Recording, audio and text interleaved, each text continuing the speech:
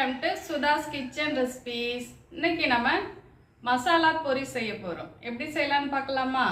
வாங்க வீடியோக்குள்ள போலாம். இப்போ நம்ம மசாலா பொரி செய்யறதுக்காக ஒரு பவுல் ஃபுல்லா நம்ம பொரி எடுத்து இருக்கோங்க.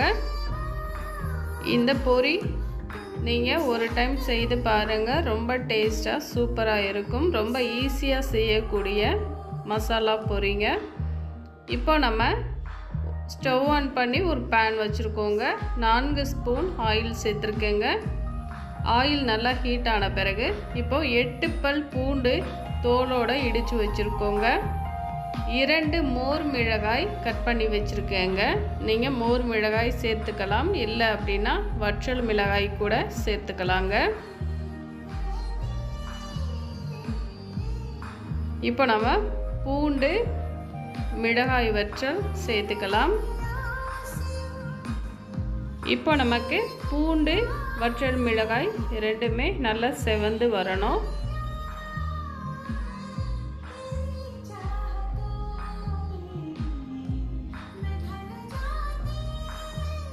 இப்போ இது கூடவே 3 கொத்து கறிவேப்பிலை வச்சுருக்கோங்க, அதை சேர்த்துக்கலாம்.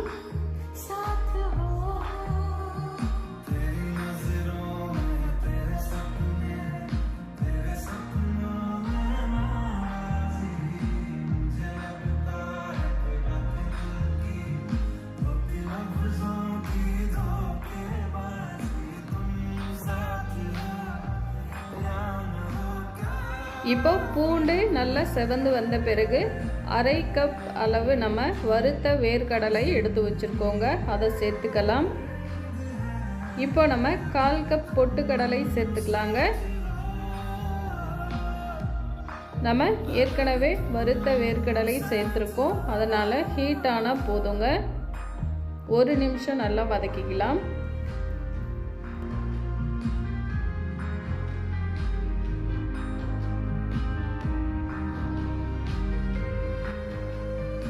இப்போ நம்ம மசாலா சேர்த்துக்கலாங்க. 1/4 ஸ்பூன் பெருங்காயத்தூள் சேர்த்துக்கலாம்.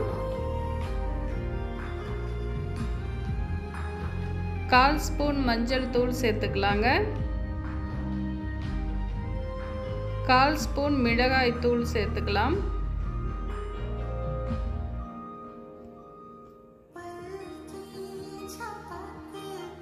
ஸ்டவ் லோ ஃப்ளேமில் இருக்கணுங்க.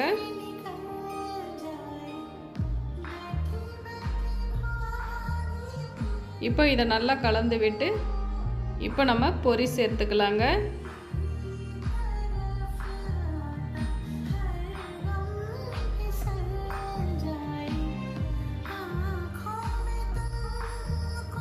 இப்போ இது கூடவே 1 கப் மிக்சர் சேர்த்துக்கலாங்க.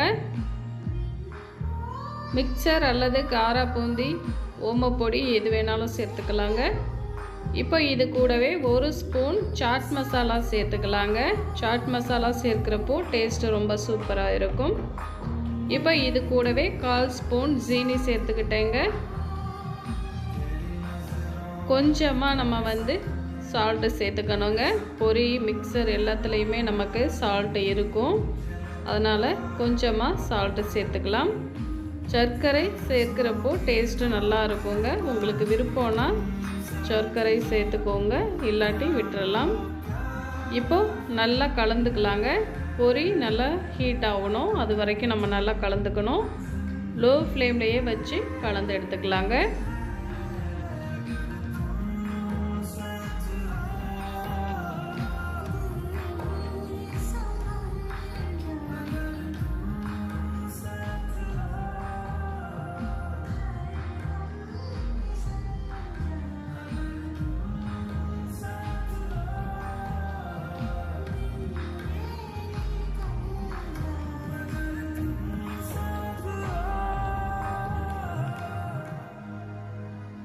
இப்போ பொரி நல்லா ஹீட் ஆகிடுச்சுங்க, நல்லா கலந்து எடுத்துக்கிட்டோம்.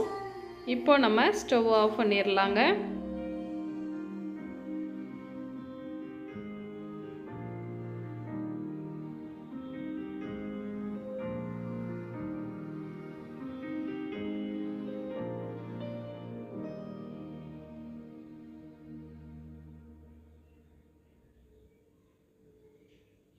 இப்போ நம்ம ஒரு பவுலுக்கு மாற்றிக்கலாம்.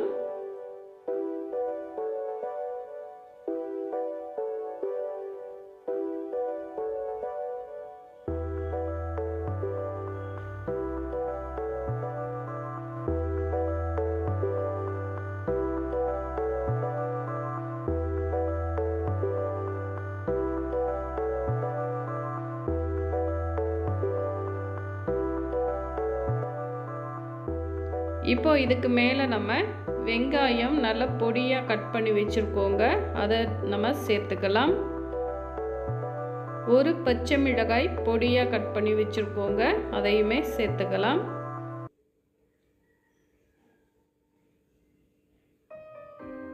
இதுக்கு மேலே நம்ம பொடியாக மல்லித்தழை கட் பண்ணி சேர்த்துக்கலாங்க. அவ்வளோதான். இப்போது நமக்கு ரொம்ப டேஸ்டான சூப்பரான ஈஸியாக செய்யக்கூடிய மசாலா பொரி ரெடி ஆகிடுச்சுங்க. ட்ரை பண்ணி பாருங்கள். தேங்க்யூ.